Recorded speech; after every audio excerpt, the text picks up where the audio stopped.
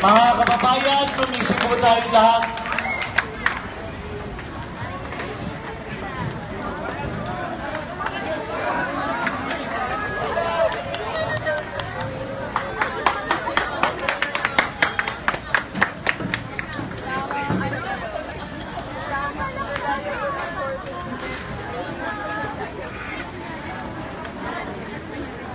Hello.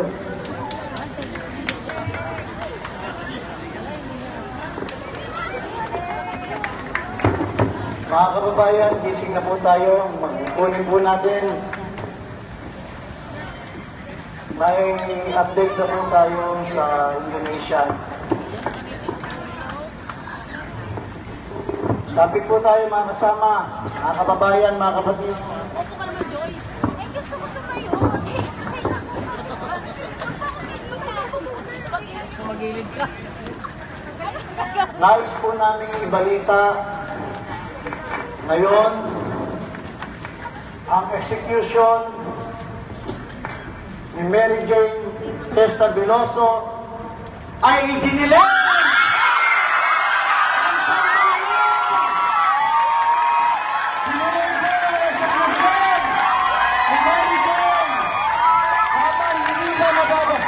Nagagamit ang lahat ng mga proseso dito sa Pilipinas. Mga kasama, kung hindi lang tayo,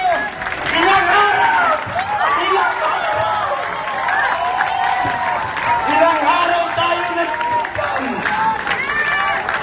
Sa init ng araw, gutom, pangarap sa mga pulis, hindi natin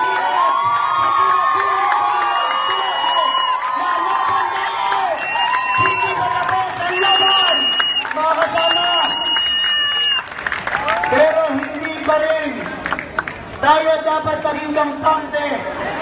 Siguraduhin natin na ang gobyerno natin ay hindi tutulog-tulog.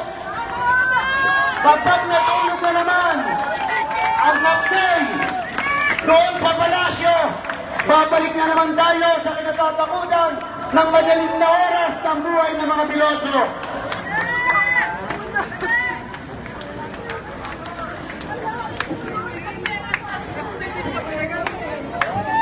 Anong pakiramdam niyo po? Masaya po. Bakit? Tsaka natutuwa kami para kay Mary Jane Veloso kasi The people yun have yung prevailed. pag-asa. At Now the heads nagpapasalamat roll. kami sa init. It is with the helpless jubilance that we announce Ilang oras po kayo naghihintay dito? and supporters Hindi lang oras. Araw. Tatlong araw na. Tatlong araw na. Pero dahil doon that the talaga Indonesian naninigigan kami. government has stayed the Wala na akong implementation luha of dahil the death naubos na. sentence of Sobrang kababayan sarap sa Mary Jane pakiramdam. Veloso. Bawat update, hindi namin maintindihan yung nararamdaman namin. Pero ngayon, nasasabi ko kung ano yung nararamdaman ko. Ang saya-saya ko bilang isang kabataan at bilang isang anak. Nararamdaman ko ngayon kung ano yung mararamdaman ni Daryl kung mawawalan siya ng ina. Pero ngayon, nagkakaroon kami ng pag-asa para kay Mary Jane Veloso. Thank you po. Thank you. And most especially to Macmac and Darren, who have captured our hearts and further fortified our resolve to fight for Mary Jane's life to the end. We feel your triumph because it's also ours. We rejoice with you. You have become every Filipino's family and Mary Jane's every Filipino's daughter's sister and mother. We said that only the people can save Mary Jane. We fought a good fight. We would like to think that the best fight that we had good ever waits, and because of this we have prevailed. The whole Filipino nation and the world now cry tears of joy, but collectively, with peoples of other nationalities, we rage against the injustice done to Mary Jane. We will continue to fight for justice for Mary Jane, justice for all migrant workers, and justice for Filipino people.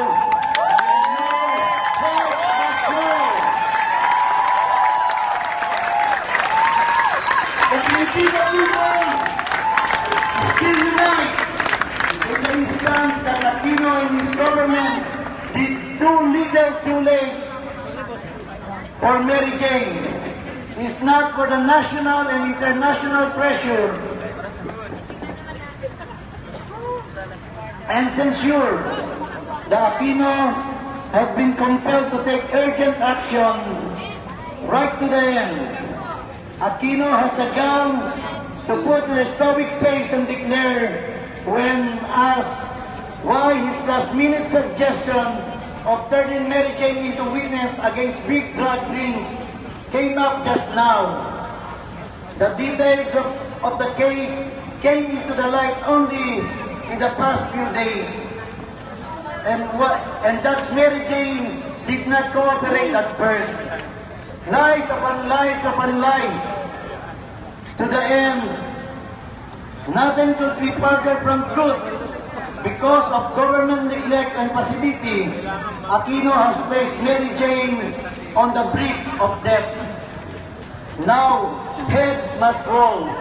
We condemn and hold accountable the Philippine Embassy in Jakarta and the Department of Foreign Affairs and Aquino himself for the suffering of Mary Jane and her family as he resides from his senior parade.